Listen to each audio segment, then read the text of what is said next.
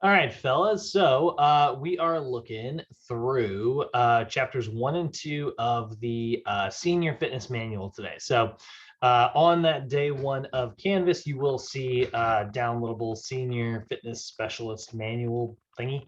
And it's got all the chapters kind of laid out here. There's a couple ones like we're not going through chapter 13 in this course. That's the professional development chapter. Just it's basically just a lot of like, here's how you can market this stuff and make some money being a senior trainer. It is really cool, but doesn't necessarily have much to do with the program design part of things, which is really what our emphasis is, right?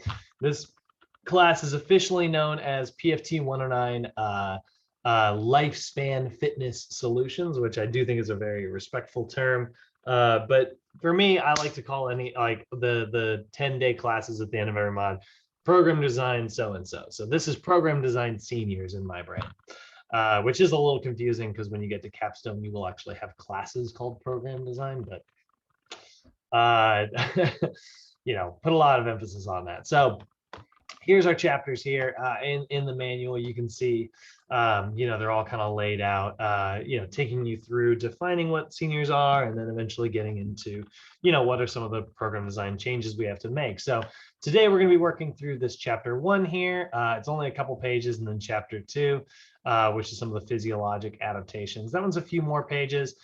It does go very quickly because you can see there are lots of like graphics and pictures and stuff. And but this is when when I say we finished up chapters 1 and 2, it's always a really good idea. Take yourself, give yourself 20-30 minute break after our lecture wraps up, and then you want to dive in and do the reading in those chapters, and just kind of work your way through that so that you can get familiar with the information. It'll be you revisiting the information, so that's a really good way to kind of absorb. So we'll work our way through the PowerPoint and through the notes, and then we definitely want you guys to follow that up with a little bit of light reading today.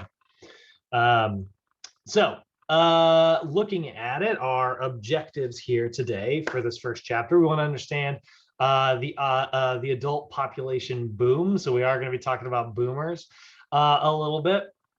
Current trends on older adult injury rates, because obviously that's on the rise. The healthcare costs associated with being an older adult, and then some of the future implications of sort of what that means. So that's sort of what we're looking for as we move through this. So we're defining an older population, right? If we're defining what we mean when we say the word senior, are we talking about like somebody who's X number of years old? Are we talking about somebody who moves a specific way, somebody who acts a certain way? There really isn't necessarily like a great definition for describing like a senior. Like I was making this joke to my girlfriend the other day, because like there's her parents both look really good. Like her parents are about the same age as my parents, but they both look like really vibrant, very healthy. Her dad's like a pediatrician, so obviously he's taking very good care of himself. And I was like, man, her last name is Bristol, and I was like, the Bristols do not age quite as hard as the Thompsons do. And she's like, what do you mean? I was like, your parents look like 15 to 20 years younger than my parents. Like we age hard. And we were having a good laugh about it. But like, my dad's got like this very, he's up in the Northwest, he's a good grizzly looking beard, like, and so it's just, it's kind of a different thing. But it's like, so now it's like, okay, well, do you define it based on like how somebody might look, like that's not how many wrinkles they have? It's like, that's not a very good definition. Do you based on how well they move? There really isn't a very, very clear thing, because a lot of people make assumptions when they're talking about seniors where they're like, oh, well, you're a little older, we just got to be gentle and make sure we don't work out too hard. But if you're not working out hard enough, it's not going to have any of the positive benefits that we get from exercise and stuff. So, and trust me, there are a lot of impressive athletic seniors out there. So there really is no very clear definition, but we have a couple different things that we can kind of look at when we are trying to sort of come up with terms. And I know that like the definition in the US is 65. Right, senior, you get your senior card at 65 years and older or whatever, but that's it's not bad, it works for the government's definition, but it doesn't really have much to do with like athleticism, right, or biology. So when we're trying to define this, right, we're talking about like what a senior is. It's a gradual loss of functional capacity, but there is no real definition for older adult or senior, right? We're looking at chronological. Chronological is the number of years since birth, right? My dad was born in 1958, right? So, you know, we know how like old that makes him, right? There's the chronological side of things, right? But there's also biologic, right? So biological is the amount of decline evident in the body.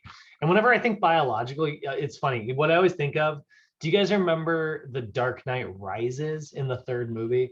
He like he's like sitting like Bruce Wayne's sitting in a doctor's office, and he's like he's like you've got the knees of somebody who's like a 60-year-old, like is what he tells him. It's like clearly he's not, but it was from base jumping or whatever he said it was, but like his doctor's like, yeah, it was like your knees are a senior's knees.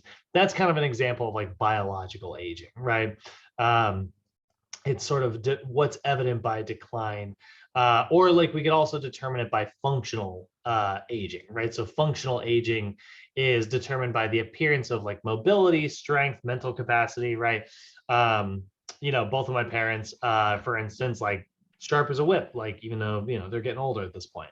My mom and dad's like mobility, maybe not so much. My dad's strength is still really great. He's lifting furniture every freaking day, but like there we go. So now it's like, so we're kind of piecing this all together. We're kind of like taking a lot of different definitions, and that's important to do. We want to make sure that we consider all these things. I have had, and I mean this, 70-year-old clients who can do burpees and are like crazy into it. I used to work at this physical therapy clinic that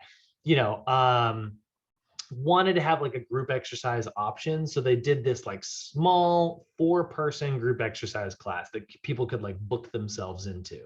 And this older guy, Al, absolutely loved coming to those classes. He was 71 years old when I started training. I think he got up to 72. And he would come to these classes, and I'd be like, all right, the workout would be up on the whiteboard, right? And he'd be like, oh, we're doing burpees today. And like, I'd have like a 30-year-old mom and like a 40-year-old so-and-so, and like all these like different ages, right?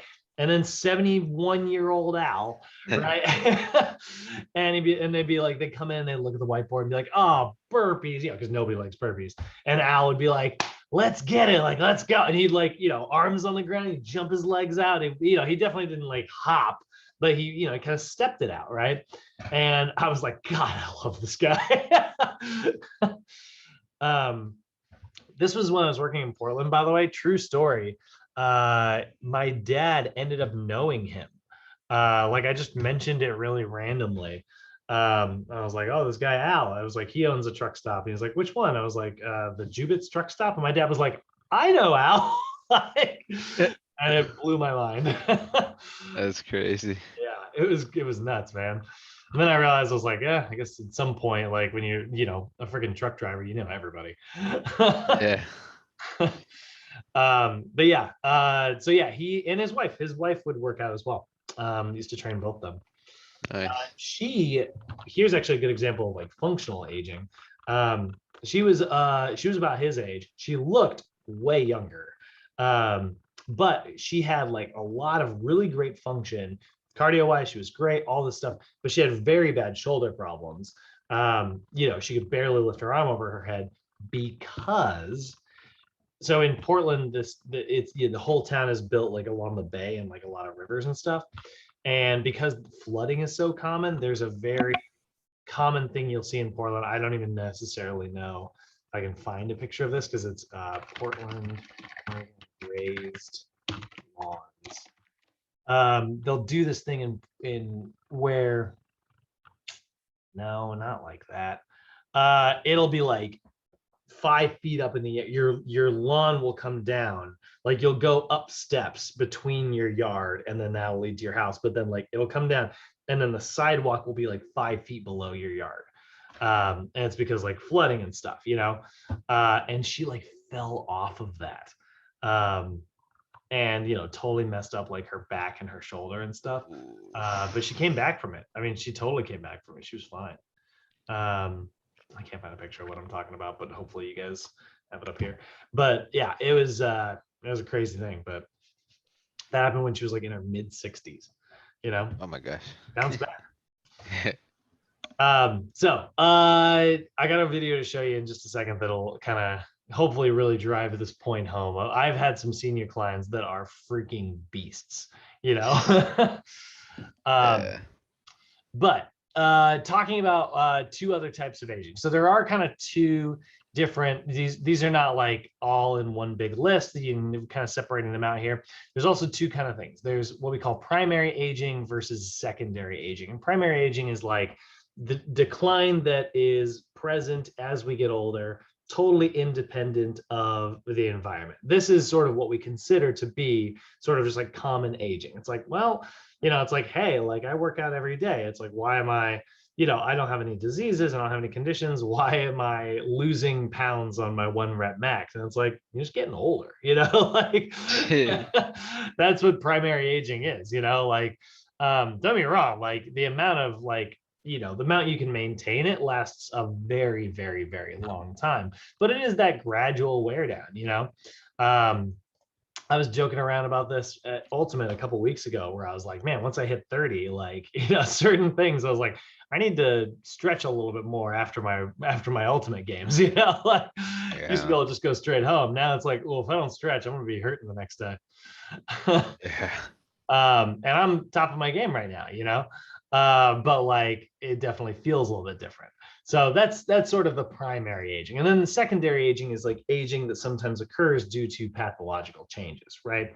I wish Mir was here. He'd be a good example of this, right? He talks about how like he hurt his back really bad. And then like now there's certain things that he can do that are just fine, but he's still kind of building himself back up afterwards. If you come down with diabetes, arthritis, some type of condition that slows you down, that's secondary aging, right? Some pathological reason is kind of leading to that. It could be even smoking cigarettes, right? Like that's sometimes a good example.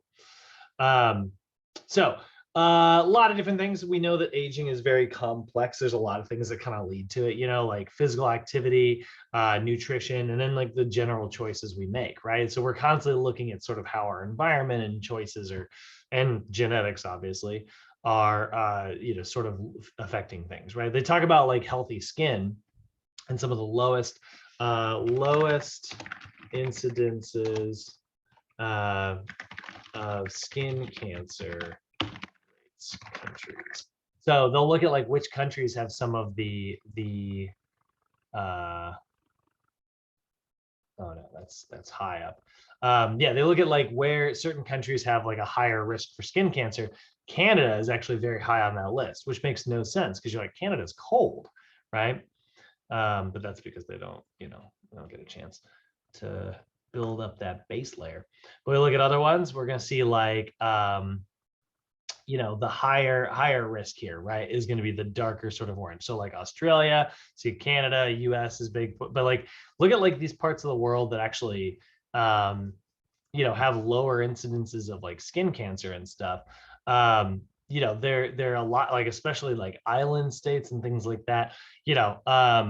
These are areas where, yeah, like we're going to see like closer to the equator, we're going to see like more protection from like UV rays and stuff, based on just like skin color alone.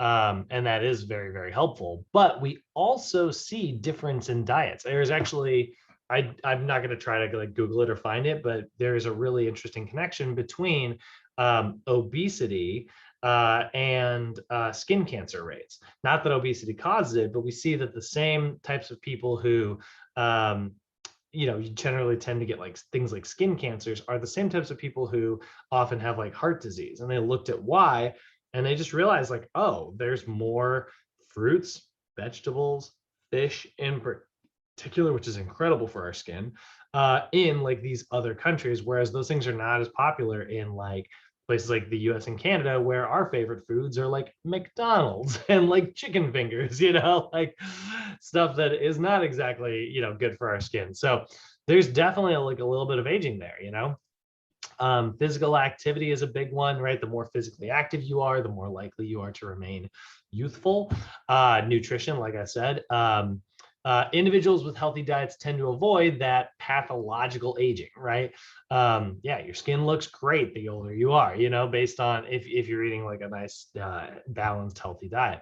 And then the choices to like lead an active, healthy lifestyle are obviously like a really big one here.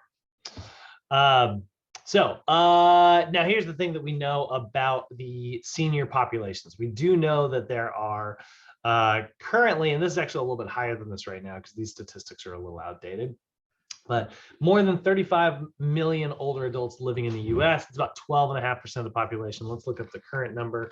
What percentage of the population in the US is 65 or older? So currently, that number is just a little bit higher at about 14.9%, right? So we're actually a little bit closer to 15 at this point compared to like 12 and a half. That number is expected to rise to about 25% of the population by the year 2050. That is a substantial number of people being 65 or older. So, we know that like with getting older, yeah, there is an increased risk of like certain diseases and stuff. I mean, look at just what just happened with, the freaking coronavirus here in the US, right?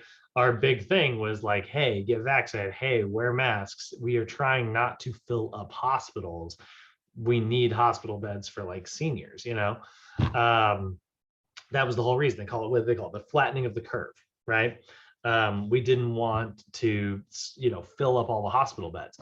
Well, with 25% of the population being like 65 or older, the increased risk of like, and like healthcare costs and things like that are going to be through the roof, which is one of the reasons why we want people who are 65 years or older to maybe have the body of a 40-year-old, like we want them to be healthy, right? This makes a lot of like economic sense. It makes a lot of like, sense to just like improve people's quality of life. It's putting a lot of like good out into the world, which is why like I've worked with a lot of seniors in my career. It tends to be where most of my career has actually been spent until I ended up in very much like the weight loss realm. But like it was a big part of my career because I was the corrective exercise guy, right? That's what I wanted to be known as in whatever gym I went to. I was like, I'm the CES dude. But like that's great. I've worked with a lot of these people, and like the things that they're able to do and the way they like you improve their lives, it's very meaningful, great work. So yeah, it does have social and economic costs. We know that 85% of people over 65 have at least one chronic health condition. This is back in 2005. And it accounts for about 57% of total healthcare costs. The average older adult spends about $12,566 per year on medical-based expenses. That is part of that is they're paying their insurance, make no mistake. But like, when they go in for like a doctor's visit, a copay, some type of, other medical condition, and they have to pay for that, like it's about $12,500 a year. This, and by the way, this is again back in like 2005. It is much worse now. So you think about that, like, this is again where I sometimes hear people say like, oh, I don't know if I can afford, $50, $60 for like a training session. And I would argue, I'm like, how can you not afford to,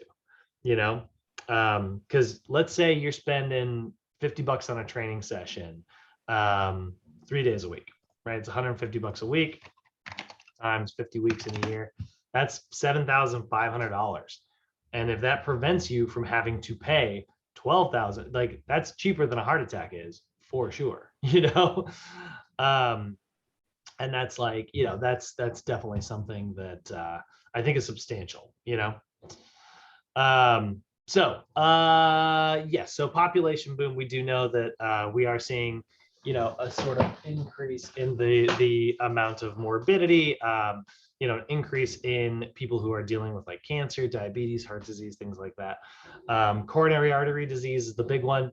A lot of times people will develop damage to the coronary arteries like early on, but they don't experience any symptoms until later, which is one of the reasons why it's such a dangerous disease. And so again, like this is important to not only work with our senior clients, but also like work with adults and even youths, like it's important to set those habits early. So there's your intro chapter. NASM loves to have like a good intro chapter where they're like, this is why you bought this certification, and why we need more trainers out there in the world. It's like I always feel like the first chapter is them raising an army. Rallying the troops. But yeah, so aging, summarizing it up, it's increasing at a rate like we've never seen before. A lot of the boomers are not necessarily at that senior range yet, but they're going to start getting there. And by the year 2050, we're going to see, yeah, it was a huge population boom. A lot of people getting back from the war. They were hugging their loved ones a little hard. So that is going to have like certain social and economic effects, and so we want to try to like stem that with as much healthy lifestyles and healthy behaviors as we can. Any questions on that first chapter, guys? Good. Pretty clear. Cool. All right, so before we dive into this next one, I got a fun video to show you. Again, just to kind of drive the point home that yes, seniors, you are going to need to make training modifications. Make no mistake about it. But like I said, I have known seniors who are in better shape than my 30-year-old client who will refuse to do burpees. You know what I mean? Like, I've had plenty of seniors who are in fantastic freaking shape. So I want to show you an example of that. So this is the Iron Nun. Is it this one? Is this the one I like? I think so. Yes. Okay, this is a quick little video about the Iron Nun, which is the greatest title anyone has ever had. But it is literally, do you guys know what an Iron Man is? Like the guy from Marvel? Right? Darn right. That's the most correct answer. Now, so it's a triathlon, right? So if you look at the Olympics, right? Olympic distance triathlon. Oop. Oh, actually, that was good. So an Olympic distance triathlon is a 1.5 kilometer swim. So that's about 0.93 miles, so close to a mile. A 10-kilometer bike ride. So that's 6.2 miles. Oh, that's not right. Oh, the bike's not on here. Hold on. Okay, 40-kilometer bike ride, that's 25 miles. So you do a mile swim, 25-mile bike ride, then you do a 6.2-mile run, all as one event. That's the Olympic distance for the triathlon. I have done a sprint and it was brutal. It's half the distance. It's a half-mile swim, 12-mile bike ride, 5, and then a 5K, like a 3.1-mile run. And it was terrible. I mean, it was tough. I was riding the struggle bus.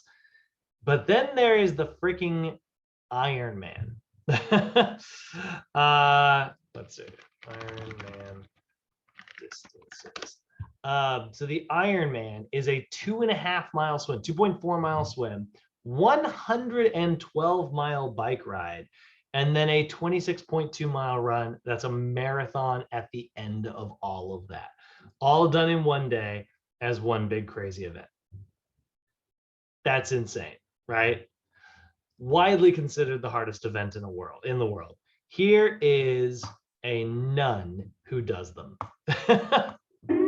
Hey, babe. What are you doing? Looking for the Fanta and garlic crackers. You're not making sense. I was hiding them from you. Okay. What? That is straight I up. tend to get a little aggressive. And when people are all over the sidewalk, especially on the Centennial Trail, not giving space to anybody else but their little gang, I feel if I'm on my bike like I'd love to ram them. I really do. And then I have to apologize for my feeling. But I don't know. There is something in all of us that gets stirred up.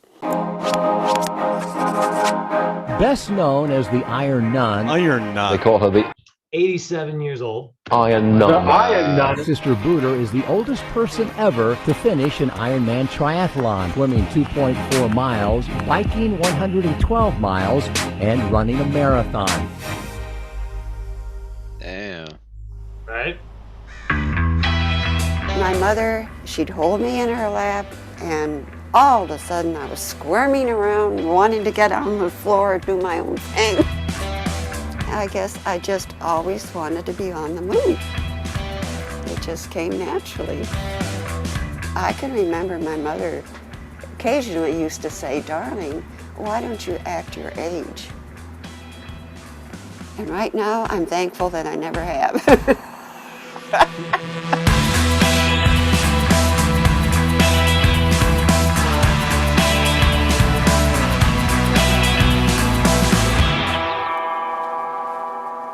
I'm not going to name them. I have no idea. These are the Ironman ones, and I've given over 60 trophies Damn. and medals away. The ones that are really hidden are the Hawaiian Ironman. These were Senior Olympics. By No the way, wonder the she keeps doing Hawaiian what she keeps. Ironman is one of the is widely considered to be the hardest athletic event in the world. Because it's just super hot and it's like, literally running along volcanoes, like, Oh my gosh. yeah. And she ran out of that? Fuck. She's done a ton of them. Oh my god, that just makes me want to go harder now. Right? Yeah, this lady. Dude, it's like the amount of medals she has, I'm just like, damn. Like no wonder she keeps, doing it. Like it's just age is just a number. Yeah, she's into it, man. Sheesh. It's funny. What's the guy? He's an incredible like motivational speaker. But like, absolute animal. He'll do all these all these athletic challenges and stuff. Yeah. I can't remember his name. Anyway, we lost Thomas for a moment. So yeah, get back to this real quick. For sure. Actually, we'll give Thomas a second to log in. Oh, What's okay. that guy's name? Does he David use his phone Goggins. most of the time or what? What's that? I'm like, he uses his phone, huh? Yeah. Oh, okay. David Goggins. Everybody talks about that guy, and I'm like, have you heard of friggin' Sister Madonna? Sister Madonna, yeah. Not that I don't Wow. like David Goggins. I think he's cool. Yeah, man, that makes me want to like eventually like in the future probably compete. I don't know in what. That's the crazy about fitness. Like you could just do whatever you want. You compete, in a bodybuilder shoe. You could go run a marathon. You go maybe even join a calisthenics competition or something like that. Yeah, I don't know. Maybe in the future I'll probably start off with that with the calisthenics because I'm so into that, and then from there probably I don't know run a marathon or something. Even though I There you hate go. running, but Marathoning just marathoning is actually pretty cool, but it is challenging. The marathon, honestly, the day of, it's not that bad. Mhm. It's 26 miles, so you're like, it's brutal. You just keep going. You know what I mean? Yeah. The training for it is just hours of your life, though. Yeah, I have a friend who's preparing for this marathon in LA. I Mhm. think it's somewhere One in January. Yeah. Yeah. So he's just like killing 16 miles a day, like Jesus Christ. Or no, it's in March. Sorry. Is Yeah. it March? Okay. Yeah. But yeah, it's so much. It's so much. Yeah. All right, I'm gonna go ahead and hit play here. I Alright. wonder if the video sometimes like it's funny. I tend to lose Thomas sometimes when I show videos. I think it's just like a connection problem. Or maybe he's just bored. No, I'm just kidding. No. He's like Here we the go. kid in class, like sleeping on the, movie. Right? Yeah, if he was the type, I would maybe think that, but definitely not. Gosh. All right, here we go. All right, let's do it. Yeah, it's too much to keep track of. I wanted to do a marathon to get in to do the Boston Marathon, but to qualify in those days was very stringent. Any woman 40 and over had to qualify by doing a 3-hour, 30-minute marathon. I was 12 years older than 40. I thought, uh-oh, what are the sisters going to say? They wouldn't have let me in the first place. I knew that. Is that something that is sort of frowned upon? Well, nobody ever did it as a nun, and at that age. Just one. Two things are wrong with it. Being a nun, that isn't, you're usually on your knees, not out there running on the streets. And then 50? No, that's time to retire or do something different. Well, I was doing something different, all right. That's like the motto of a rebel. Maybe I'm a rebel? You're a rebel. Okay. You're a little bit of a I'll rebel. accept that.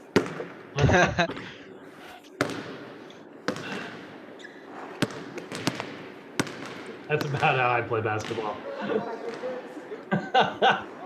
Oh man, that's me. I'm as I bad love as just her. no dunking.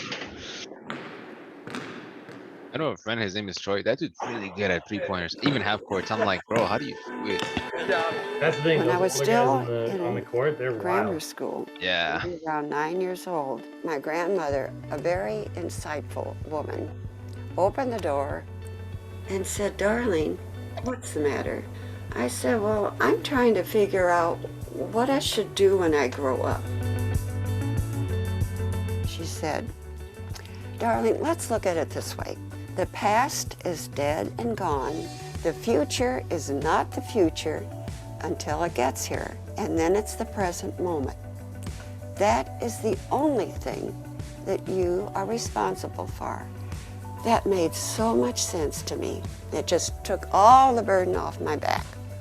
I have to remind myself that any kind of anxiety is developed by worrying about the future, of which none of us really have control over.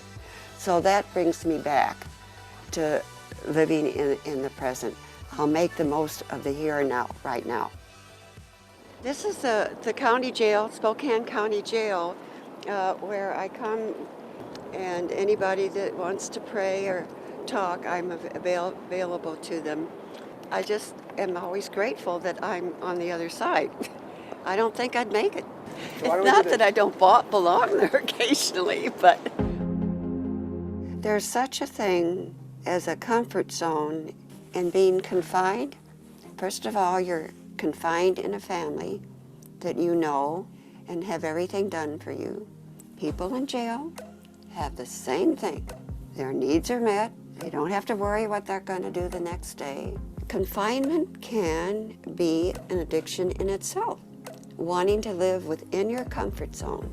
So when I started running for the marathon part, I would be out there in nature, and all of a sudden, that was my world, not this little cloistered group of sisters. You gotta send me this It link. just expanded me in so that my little problems seem so minimal by Apparently, she's comparison still doing that. This video is that old. I was able to take it.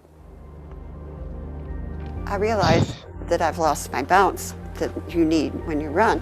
Swimming has gotten a little dicey because of my tendency to get hypothermic, waiting for a crash because I'm shivering so much. No, that doesn't work.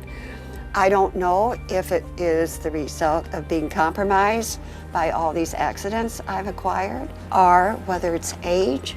And you know what? I'm never going to find out. When you're ready to quit, that takes your will.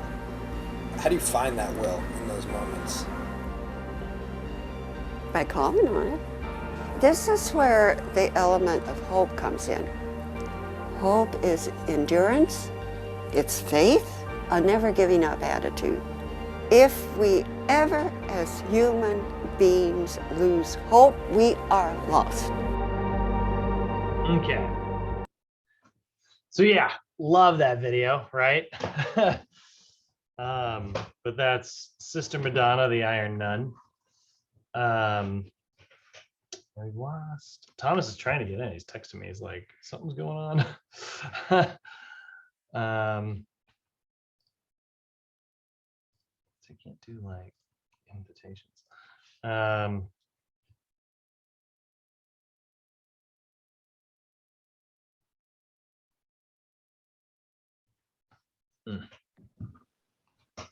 All right, we'll see if just getting back into the PowerPoint, see if that gives him time to get in here. He says restart and everything. Okay.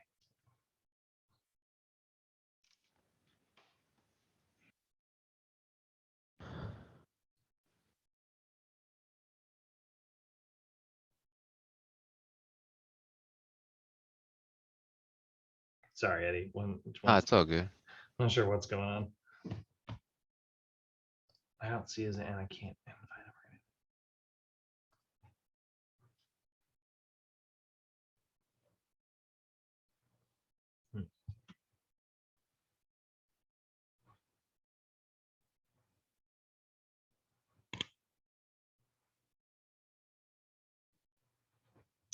Oh, okay.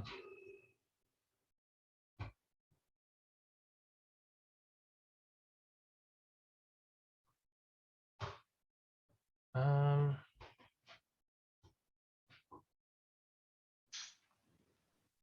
What do you say? he sent me a screenshot. Just it's like he's just pinwheeling. I'm Oh. not trying emailing you.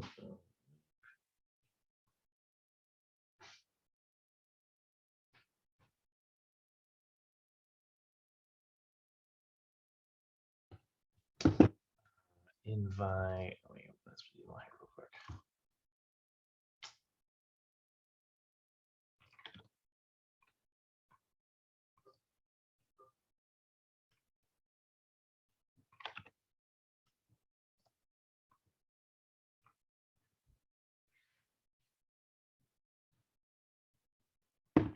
Okay, see if that works. If that doesn't work, he's this computer. He might be just in trouble. Yeah.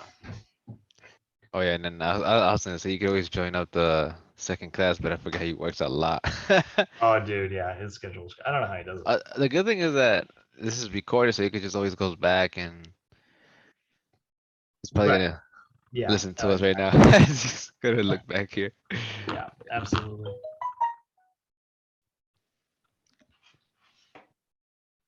Let's see if that works.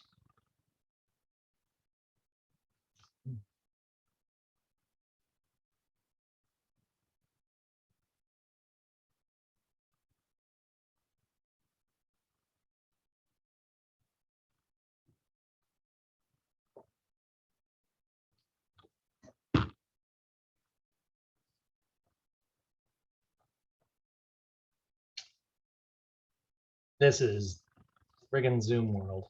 This is why we have the 15-minute window.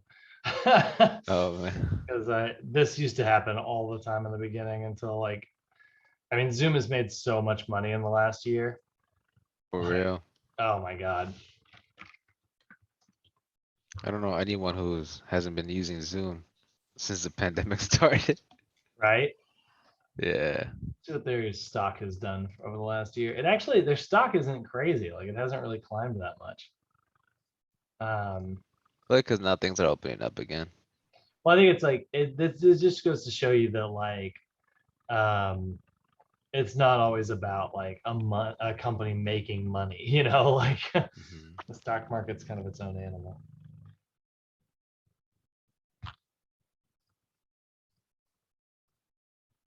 Um,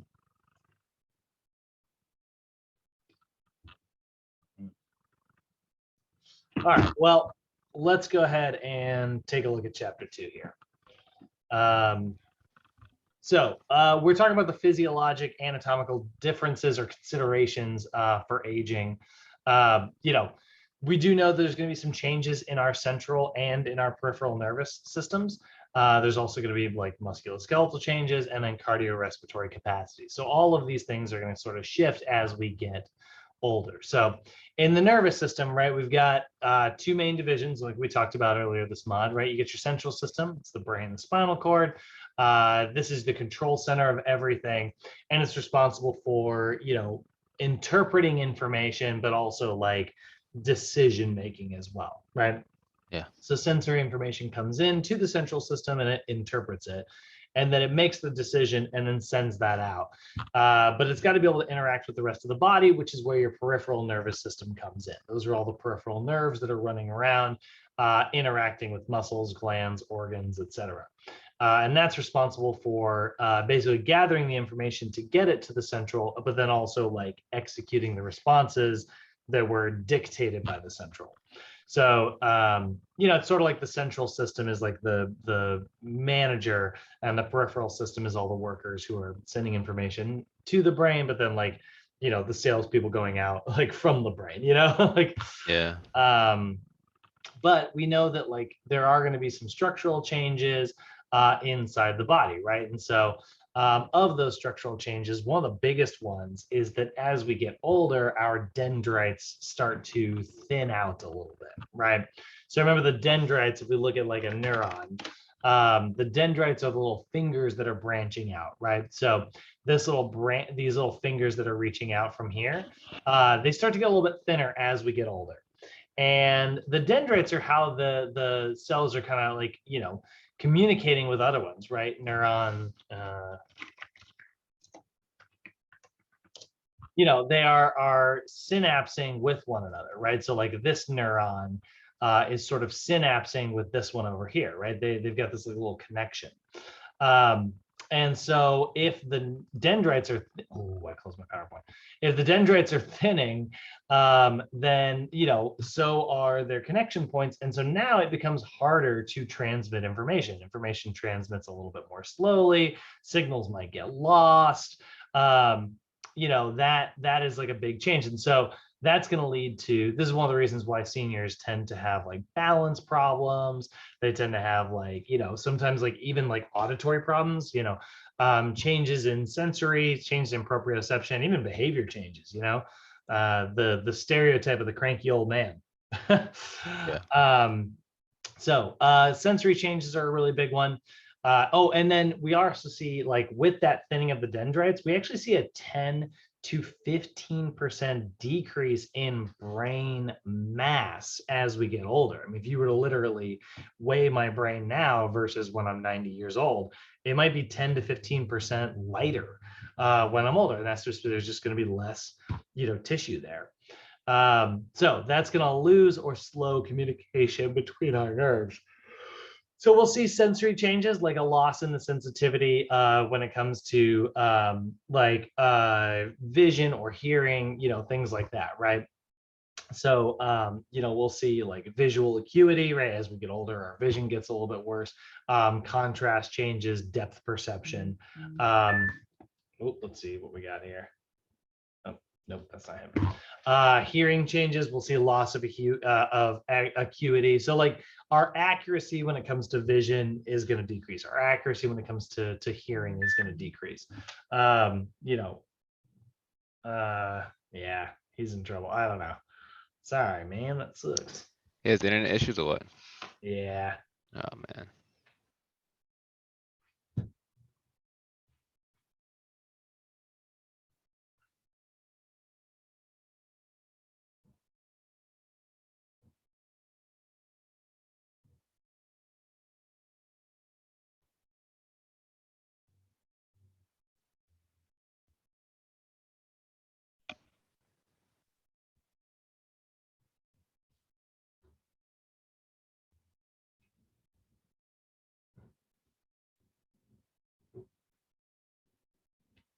Okay. One of the biggest ones with like vision is, aside from just like, you know, you think blurry vision, but contrast issues. You know, one of the reasons why we do like signs in like white backgrounds with like dark text is because the contrast between those two is enough to make it easier to see. As we get older, if you were to do like, I don't know, light blue writing on dark blue background, you know, there's not a lot of contrast between those two. It's probably fine for you and I, but as we get older, like those contrasts, like the colors start to kind of all blend together, and it becomes really hard to see, which is why it's important to like make, you know, if you're handing your client like handouts and infographics and things like that, it's really important to make sure that like it's easy for them to see the differences, right? Like think about yesterday, the little OPT sheets that we were using. You know how the top was like shaded in with like blue, but it was printed and then like you had to write on it. It's kind of hard, you know, the ink color is kind of same as what you're writing on. It's hard to see. Right. So that would be really bad if you were handing that to your client who is a senior, you know. But then there's also going to be like proprioception changes, right? Changes in balance, mobility, right? Your nervous system is going to have a little bit of a harder time responding to that sensory information. Remember, proprioception is information in and information out, right? It learns like, what length the muscle is, but that information is maybe accurate or inaccurate. It thinks that you're more mobile than you are, maybe less mobile. So that's something that happens as we get older. And behavior changes, right? Changes in the ability to like learn new skills is going to be diminished, right? So like if you're trying to teach somebody how to do like a ball squat curl to press, right? That's like a 3-part, or think about like combo number 1, right? The Y, the T, and the A. That's somewhat complicated. So maybe instead, when you're trying to teach a senior client how to do that, you focus on like set 1. It's like, all right, we're going to do what's called a reverse Y fly, right? So you just do the Y all by itself. And it's like, great, now that you know that, let's go ahead and try the T, right? And so then you teach them how to do the T. And then eventually teach them how to do the A.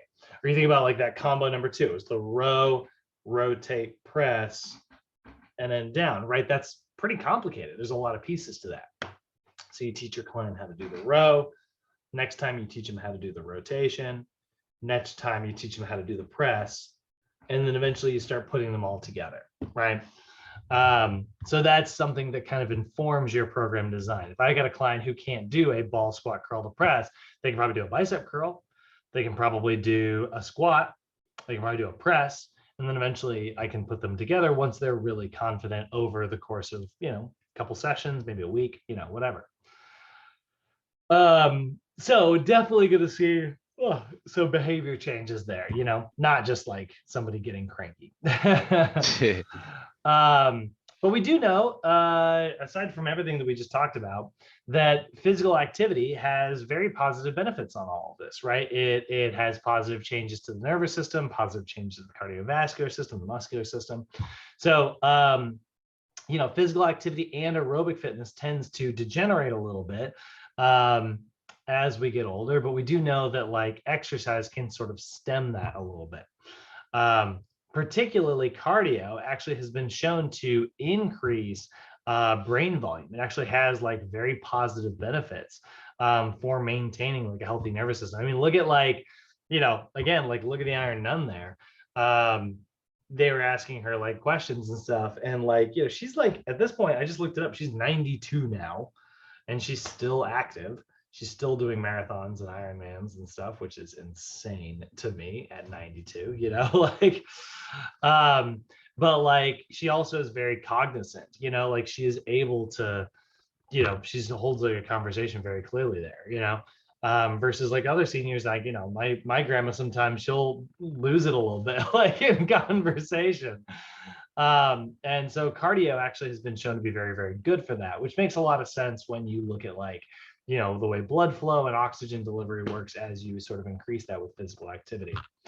But we also know, flipping aside from cardio, which is like long duration exercise, we also know short duration exercise has benefits as well. So short duration physical activity has been shown to have positive effects on both the aerobic and resistance training, but slightly more limited compared with the long duration stuff.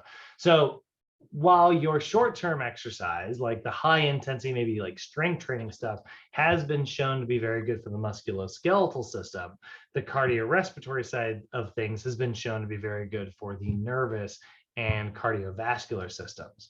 So now it's like, oh, great. Well, why don't we just integrate all that together? I think that's a great choice.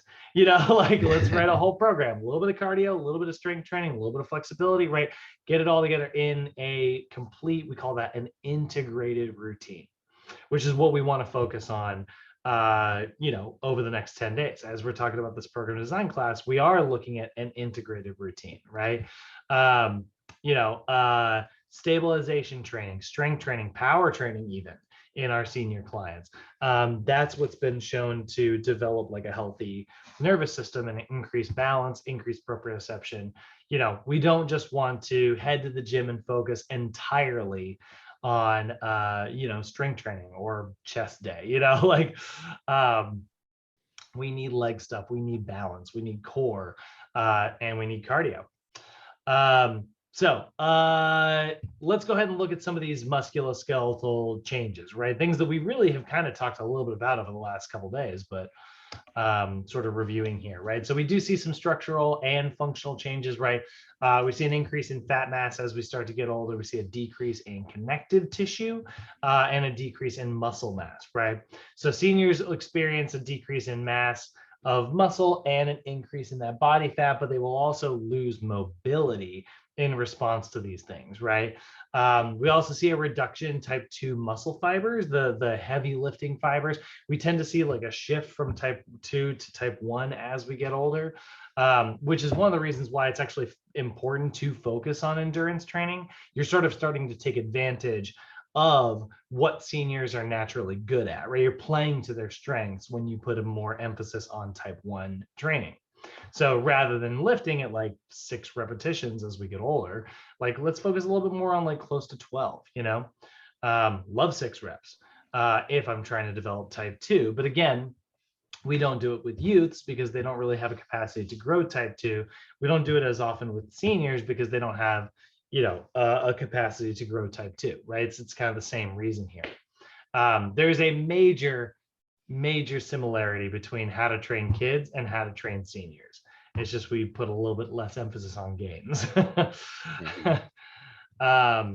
So we also know that bone density is an issue, right? Depleted or compromised bone density, right? We know that that's very much related to a loss of physical activity.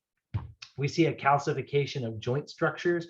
You know, calcium tends to kind of start developing in the joints. Calcium starts to kind of develop in our connective tissue. And so that leads to stiffer joints and tendons and ligaments. You know, things that will decrease our mobility by as much as like 25%.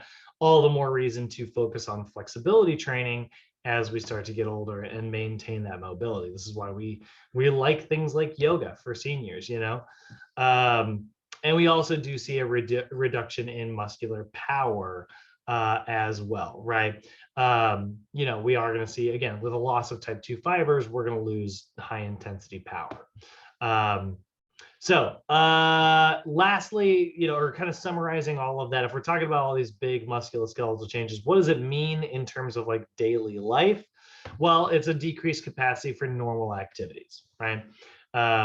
You know, seniors are not going to be able to do, yes, you know, on the flip side, again, like we went on the really extreme side with like the iron nun. It's like, yeah, look, seniors can be physically active, but at the same time, there's a logical reduction here. You know, even in the beginning of the video, she talks about how like the Boston Marathon had like requirements for like age 40 and older. She was actually really instrumental in getting them to create like a senior category, because it was basically like you had to qualify. If you ever look at like, let's look this up actually. It'll be fun. Boston Marathon qualifying times.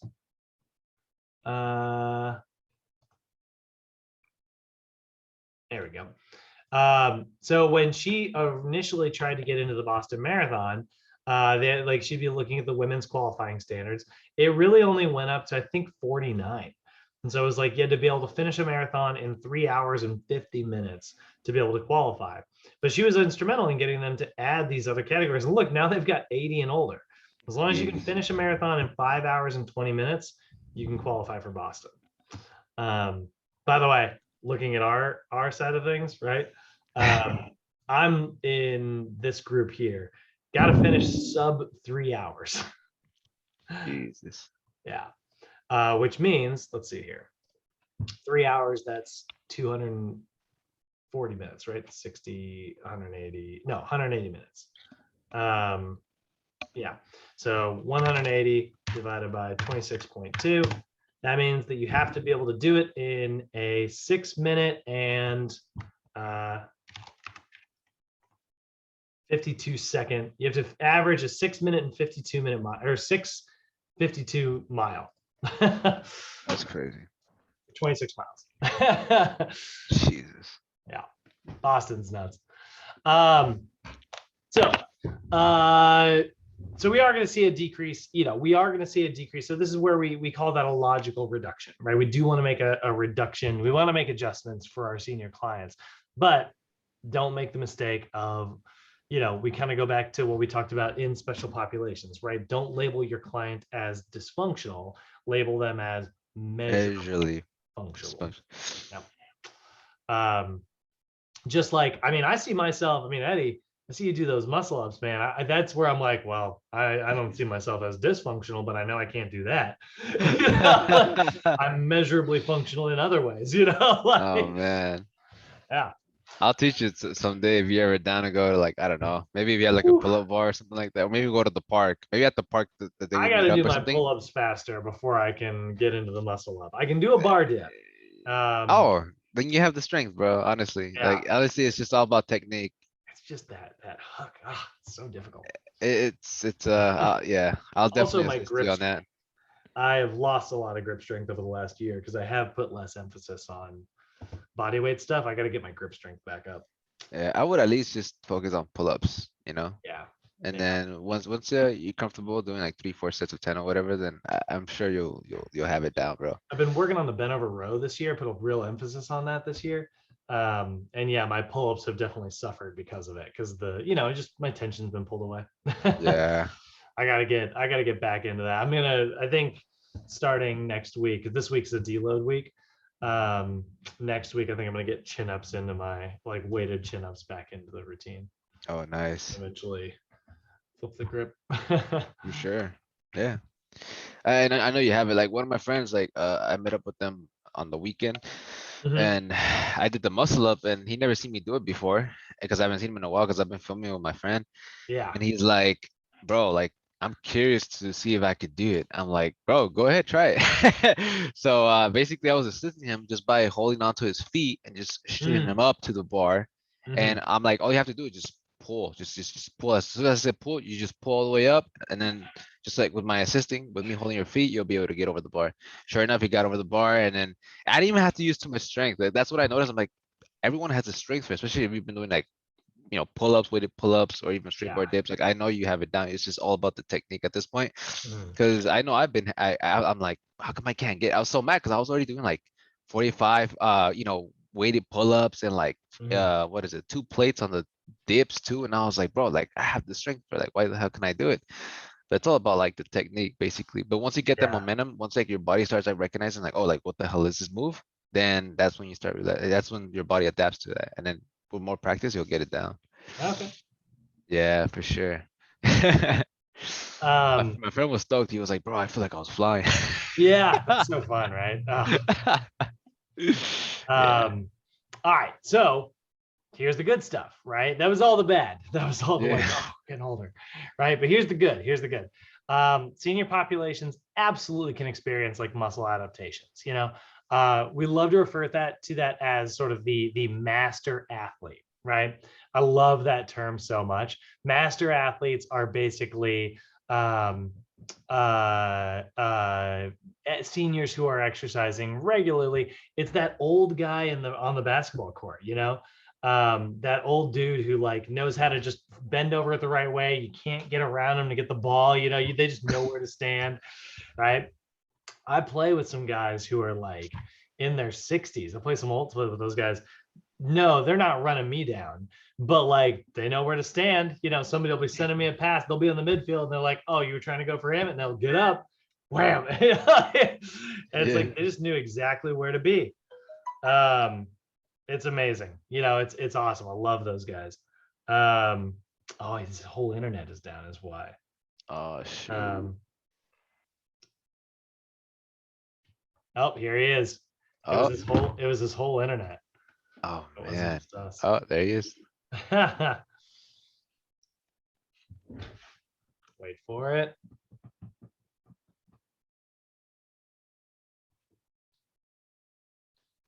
Now we're just letting him connect here. There he is. You're back. Yes, sorry. It apparently was my internet. No sweat, man. I get it. There was a small part of me that was like, try turning your Wi-Fi off. Right. I've had that before. That's you've seen that where some days I'll be like on it with my phone. I'm like, guys, give me a minute. Right. Yeah. So we're just talking about the benefits of exercising with seniors, right? We do know that like they can still gain muscle mass, they can still improve their cardio, they can, increase their bone mass, and they can increase their joint health, like I was talking to, it's funny, we think about like joint health. I've always been of the perspective of like high repetition for joint health, because like high repetition sends blood flow to your joints, which, improves your cartilage and improves like, the ligament strength and things like that, because there's just bone getting there. And I was talking to a buddy of mine who works with athletes at like UCLA and USC. And he was like, he's like working with football, and he's like, well, we put a lot of emphasis on hypertrophy training. And I was like, oh, that makes sense. Cause obviously they're football players. They need to have like mass, and he was like, well, yeah, he's like, it is about like having a heavy body, because a heavier body is going to be harder to push in a sport like football. But he's like, honestly, it's also about like injury prevention. And I was like, you don't do high repetition for injury prevention? He's like, no, we do low repetition because that creates mass. And I was like, well, what does, he's like, think about like, there's a lot of research being done right now in the idea that like just, and it's actually very simple. He's like, we're oversimplifying here, but think about it. A thicker muscle, it's harder to tear. And I was like, actually, that is a very simple, very easy way to look at it, and so that's something we do focus on with seniors sometimes, right? Like strength training makes thicker muscles. Thicker muscles are harder to injure, so we definitely see that as well. And that's another reason why strength training is something we are definitely going to engage in over the next, few weeks, as we look at like how to set up our sets and reps and things like that. We do see some structural changes in the cardiovascular system as well. This is one of the reasons why cardiovascular health is so important to focus on. But as we get older, we do know that our blood vessels are going to thin. We call that arteriosclerosis. That is going to lead to decreases in blood flow to our tissue, just because like with thinner vessels, blood's not going to, be able to kind of squeeze through things, and that actually lowers pressure. Or maybe it doesn't, it's not able to get to certain areas, so then it starts to get clogged. That actually increases pressure. We actually see an enlarged heart as we get older. Your heart continues to kind of grow. I mean, it is muscle tissue, and so like over years and years and years and years and years of beating, that and contracting and relaxing, your heart actually starts to grow a little bit. But the chamber size remains the same. We tend to think of like, oh, a bigger heart, that's stronger, right? That is true with muscles, but unfortunately the chambers inside the heart also tend to grow in response, but the valves don't, right? The valves are like the flaps in our heart. And so an enlarged heart, while that does mean that it can beat more slowly, isn't necessarily a good thing, right? So sometimes we'll see what is known as like bradycardia. So there's two terms you'll sometimes hear. You've got tachycardia. Tachycardia is an elevated heart rate. It's like a fast heart. Well, we will also sometimes see what's called bradycardia, which is sort of the opposite of that. Has nothing to do with Tom Brady.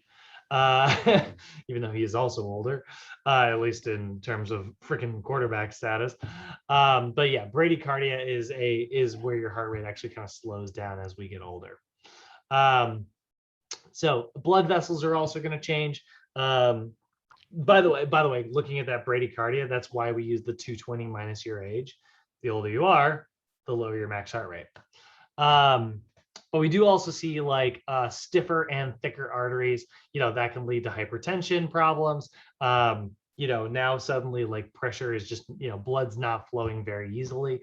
That creates areas in the body where there's now high pressure and low pressure, which is not great, because then all of a sudden your heart feels like it's gonna, it feels like it's struggling, or, sometimes in the brain, it feels like you're gonna pass out, Our arteries, our capillaries, things like that, they also lose their ability to, dilate, but also to narrow. So they lose their ability to kind of open up and close down again, leading to pressure problems. And so that's not so great either. We also see in the lungs a decreased elasticity in the lung tissue. And then we see sometimes enlarged alveoli, those little popcorn shaped sacs It says enlarged alveoli, but what it actually is damage to the alveoli, right? Like if you look here, one of the reasons like all of these tubes are separated is that increases surface area. I gotta pull this picture up next time. I love this picture right now. But we see like an increased amount of surface area there. That means more exposure to blood vessels, which means more oxygen delivery. Now, if you were to break all of these walls and have just one big tube here, that's a decrease in surface area, right? There's a lot less blood that is being exposed to all this. I know that this is like a bigger tube, right? But think about like, think about surface area like this. Imagine how much paint I would need to cover the inside walls of this box here, okay? It's a lot of paint, but it's not as much paint as I would need to cover the walls if it looked like something like this. Now, the overall area here is kind of the same. This is not a perfect picture, but it is the best I can do. So this is not exactly the same here, but because I'm losing out on some of the space between, but look at how much I'm gaining, right? By doing this. This is going to take more paint. And now imagine if it was something like this.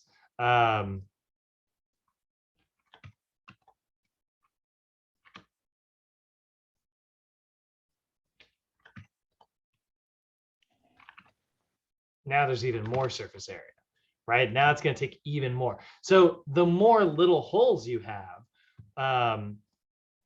the more surface area there is, right?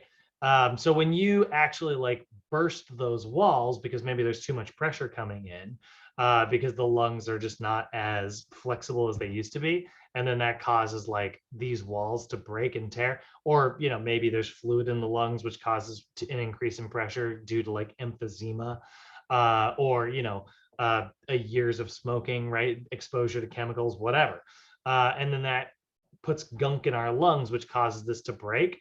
And now there's just like one big tube here. There's just not as much oxygen that's being exposed to as much blood. And so that's one of the reasons why, as we get older, we lose cardiorespiratory efficiency, right? There's just not as much oxygen being delivered in. How many seniors have you seen are on those oxygen masks?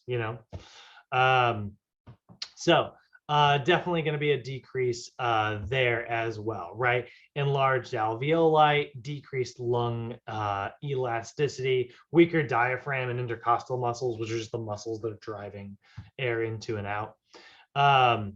So definitely some decreases there. But by exercising regularly, we do see positive benefits here, right? We see a reduction in the risk of coronary heart disease. We see a reduction in the risk of other types of heart disease as well, a decrease in blood pressure, an increase in stroke volume. So stroke volume is how much blood is ejected from the heart every time it beats. Your heart will be strong, so it will shoot more blood out of there whenever it contracts. Kind of like, I think of that as like grip strength. It's almost like the stronger your grip is. If I was trying to like squeeze a balloon to eject as much water out of there every time, the stronger my grip, the more the further that water is going to eject out of the balloon. The greater the stroke volume, the more efficient the heart. So we do know that like there's definitely a lot of reasons for seniors to engage in exercise. Sometimes it seems like it's like, oh, exercise is reserved for the young folks in the gym trying to bodybuild and things like that, but it's like, no, I would argue that it's for the seniors, right? Because it's what's going to keep them upright for the rest of their lives. It's what's going to keep their heart healthy. It's going to reduce all of the healthcare costs across all of us. It's nothing but positive benefits. I swear it. I mean, here's the thing. Gyms should, in my opinion, I'm trying not to be political here, but like gyms should absolutely be just like free for everybody, like, or at least we should have more free gyms. We've done a good job of like, in the parks, they're like free workout equipment and things like that. But like, this is the total like social programs. Imagine if gyms were free and more people could go to the gym, and imagine if personal training was included. If you got like $5,000 worth of personal training every year. That'd be a good freaking deal. And like the whole country would be a lot healthier, especially if it was, or maybe if we just started with seniors, you know? But I digress. So I'm definitely biased. So summarizing everything up, yes, as we get older, we're going to see neurologic changes. Our dendrites get thinner. That slows how quickly nervous system signals travel, which decreases our balance. It decreases our strength. We see a loss of muscle mass. We see a loss of brain mass. That's going to result in a loss of strength. We see a decrease in bone mass. We see a decrease in joint stiffness. We see a lower heart rate capacity. We see a lower lung capacity. But also physical activity has positive benefits on all of those things. You know, the more active we are, the less bone mass we lose. The more active we are, the less muscle mass we lose. The more active we are, we see an increase in endurance. We see an increase in heart strength. We see an increase in lung strength, right? Physical activity has been shown to reverse or at least prevent most of these physical changes, which is why you guys are here. That's why we are studying all this stuff, because it is going to have positive benefits on our senior clients. So,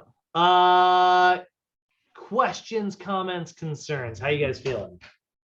Feeling good. I do have a question on the I remember we were talking about it. So what is it that we gotta read for a couple So today, chapters 1 and 2 of the senior manual, that little PDF I sent you. oh, the first link, right? Yep, first link. Pull it up on your phone, go through chapters 1 and 2 there. All right. That'll set you up real well. Thomas, you got a question? Nope, I'm pretty clear. Cool. So yeah. So now, Eddie, this is your last class of your first mod. You know, we're gonna wrap this class up, and then we will get the end of the mod there, and then a new group of people will come in. They're gonna push our other Thomas out into Capstone, and then this Thomas. Oh. You're gonna be our you know, you'll be in your final mod starting. Right, bro. Crazy, man. All Time right. goes by fast. Right, it really does. It speeds up towards the end too. It feels faster and faster. But yeah, all right, guys. I'm gonna kill the recording, and we'll see you guys tomorrow. All right. All right.